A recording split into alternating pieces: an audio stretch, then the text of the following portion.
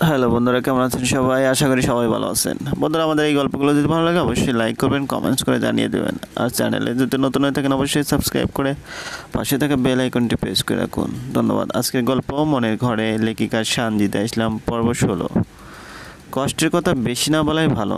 সব কিছু হারিয়ে গেলে পাওয়া যায় হয়তো, কিন্তু প্রকৃত ভালোবাসার মানুষটি হারিয়ে গেলে তাকে আর ফিরে পাওয়া যায় না।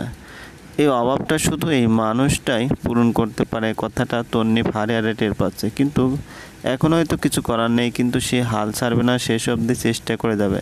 সে তার মনিকে যতটুকু মানে হয় না, তার স্বামীকে ছেড়ে তার কাছে চলে আসবে। তাহলে কি করা যায়? আচ্ছা, যদি তোর স্বামী তাকে ছেড়ে দেয় তাহলে হয়তো মনি তার কাছে ফিরে আসবে। তাকে এমন কিছু করতে হবে যেন তোর স্বামী তাকে ছেড়ে দেয়। তারপর মনে মনে শখ কষে নিল সে।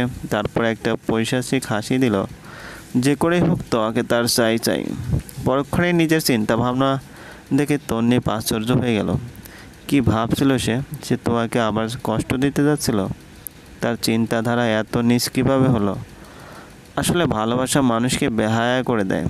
ভালোবাসাকে পাওয়ার জন্য মাঝে মাঝে মানুষ মরিয়া হয়ে ওঠে আর অনেক নিচে নেমে যায়।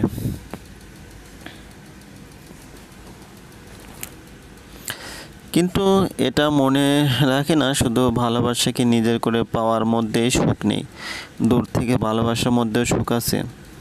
ভালোবাসার মানুষটাকে অন্যের সাথে সুখে থাকতে দেখলেও শান্তি আছে। ভালোবাসা অনেক পবিত্র একটা অনুভূতি। স্বার্থসিদ্ধির জন্য প্রেম করা উচিত নয়। প্রেম হচ্ছে পৃথিবীর মধুরতম সম্পর্ক, যেখানে থাকবে না কোনো চাওয়া পাওয়া, থাকবে না কোনো স্বার্থ, থাকবে শুধুই ভালোবাসা। তোয়া হয়তো খুব ভালো আছে তাকে ছাড়া। তার স্বামী হয়তো তার মনিকে খুব ভালোবাসে। সে হয়তো তার মনিকে এতটা ভালো রাখতে পারতো না।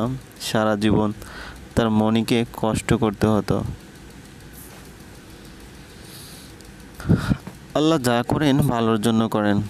আপন আপন করে না পেলেও দূর থেকে না হয় ভালোবেসে যাবে সে তার মনিকে।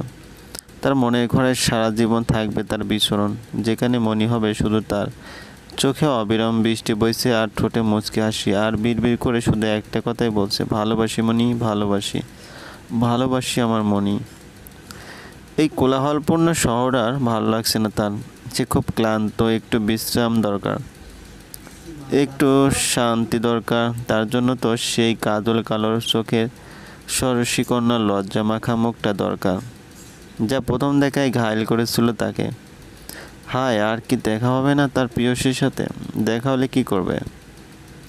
সব বাধা নিষেধ ভুলে কি ঝাপটে ধরবে তাকে, নাকি অভিমানে মুখ ঘুরিয়ে রাখবে? এখন তো তারা সীমানা অতিক্রম করতে পারবে না। তার মনে যে অন্য কারো, তাকে ছোঁয়ার অধিকার নেই। না না না, তার মনে শুধু তার। তোয়া অন্য কারো। হাজার স্বপ্ন অপূর্ণ রয়ে গেল, কত গল্প করা এখনো বাকি, যা আর কোনোদিন পূর্ণ হবে না। আচ্ছা, ভালোবাসা মানুষকে কাছে পাওয়ার জন্য অন্যায় করলে কি খুব বেশি দোষ হয়ে যাবে? সন্ধ্যায় বাড়ি ফিরে শ্রাবণ তোয়াকে ঝাপটে ধরল, কিন্তু তোয়া কোনো রেসপন্স করলো না। শ্রাবণকে ছাড়িয়ে ঘরে চলে গেল। বিষয়টা শ্রাবণের কাছে অদ্ভুত লাগলে বেরিয়ে গেল। ফ্রেশ হয়ে এসে শ্রাবণ দেখলো তোয়া বারান্দায় দাঁড়িয়ে আছে, মুখটা মলিন হয়ে আছে, চোখগুলো ফোলা ফোলা, চুলগুলো এলোমেলো হয়ে আছে, যেন আশেপাশে কোনো কিছু সম্পর্কে তার কোনো আগ্রহ নেই। সে একদিনে এক ধ্যানে আকাশের তারা গোনায় ব্যস্ত।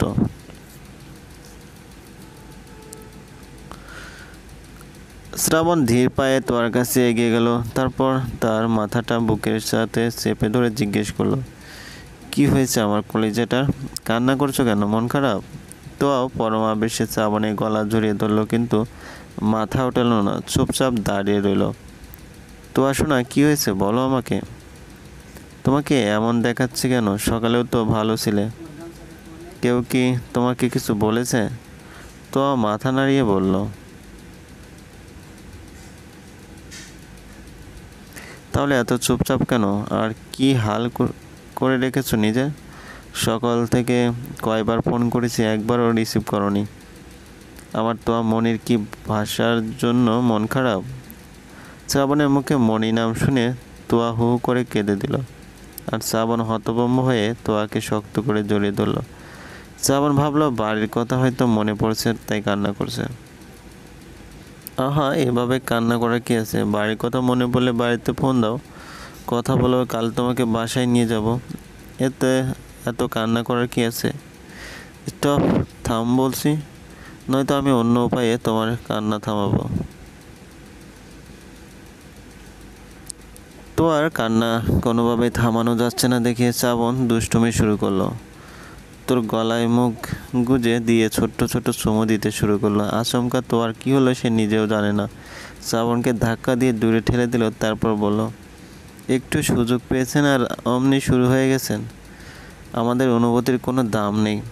ভালো আছি না খারাপ আছি, দুপুরে খেয়েছি কি না, এইসব কথা তো একবারও জিজ্ঞেস করলেন না, অথচ এসেই শুরু হয়ে গেছে আপনার শরীরে জ্বালা মেটানোর কাজে। তো আর শরীরে আঁচল ফেলে দিল, নিন আগে আপনার শরীরে জ্বালা মেটান, তারপর আমাকে একা থাকতে দিন, আমাকে একটু শান্তি দিন প্লিজ। এগুলো কি বলছো তোয়া? আমি তো শুধু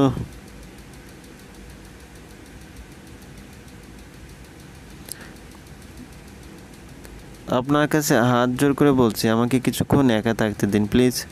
তোর এমন ব্যবহারে শ্রাবণ হতভম্ব হয়ে গেল। শ্রাবণ তোয়ার কাছে শুধু শরীরের তাড়নায় যায়। এতদিনে সে এই চিনল শ্রাবণকে। তার ছোঁয়ার কি ভালোবাসা খুঁজে পায়নি তোয়া? সে কি তোয়ার কাছে তার ভালোবাসা প্রকাশ করতে ব্যর্থ? সত্যি তো বলেছিস, তোয়া এতদিনে শ্রাবণী একবারও তাকে জিজ্ঞেস করেনি সে কেমন আছে। তার অনুভূতিকে প্রাধান্য দেয়নি, শুধু স্বামীর অধিকার ফলিয়ে গেছে। তার মনের খবর রাখেনি সে কী চায়। কিন্তু তোয়ার এতদিনের ব্যবহার দেখে মনে হয়নি সে তার সাথে অসুখী আছে, বরং তার মনে হতো শ্রাবণের মতো তোয়াও আস্তে আস্তে শ্রাবণকে ভালোবাসতে শুরু করেছে।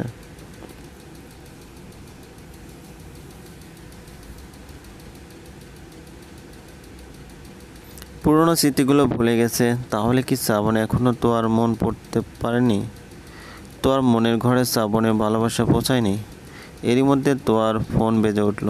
আননোন নাম্বার দেখে শ্রাবণ ফোন রিসিভ করেনি, কিন্তু ফোন বারবার বেজে চলছে, তাও শ্রাবণ ফোন ধরল না।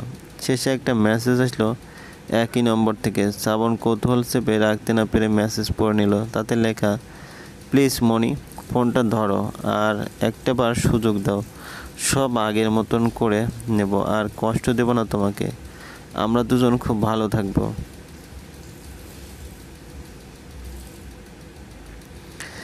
মেসেজে মনি নামটা দেখে শ্রাবণ ধারণা করে নিল মেসেজটা কার হতে পারে। ইতির কাছ থেকে শ্রাবণ তোয়া আর তন্নিপের ব্যাপারে অনেক কিছু জেনে নিয়েছে। তন্নিপ যে তোয়াকে মনি বলে ডাকে সে জানতো, তাহলে এই কারণেই তোয়ার মন খারাপ।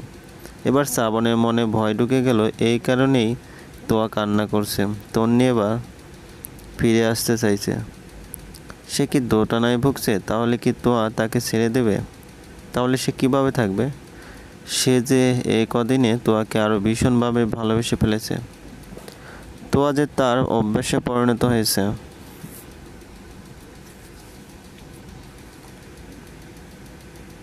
অপরদিকে অনেকক্ষণ কান্নাকাটির পর তোয়ার মন কিছুটা হালকা হলো। তারপরেই মনে পড়ে গেল শ্রাবণের সাথে করা ব্যবহারের কথা।